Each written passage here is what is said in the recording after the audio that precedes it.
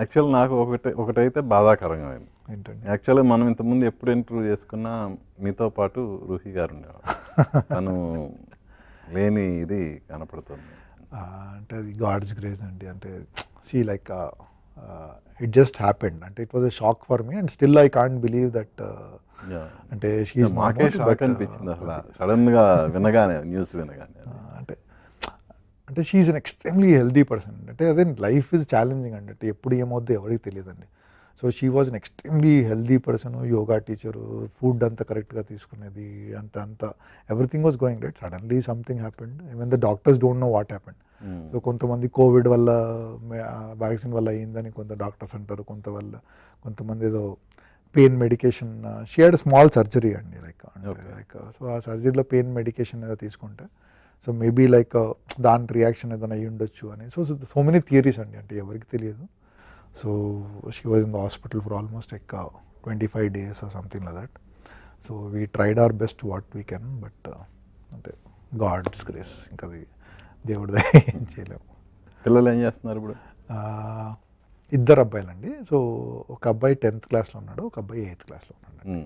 So మీ వారసత్వాన్ని ఎవరైనా అంటే తెలియదండి. అంటే I don't want to force anything అండి. ఎందుకంటే లైక్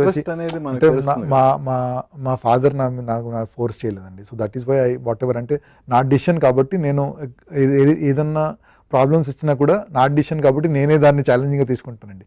మనం ఏదైనా ఫోర్స్ చేసామనుకోండి, so I don't know like how they will react. So as of now they are more interested in sports అండి. So they are more interested in sports, but still like అంటే school dramas, stage అవన్నీ చేస్తూ ఉంటారు.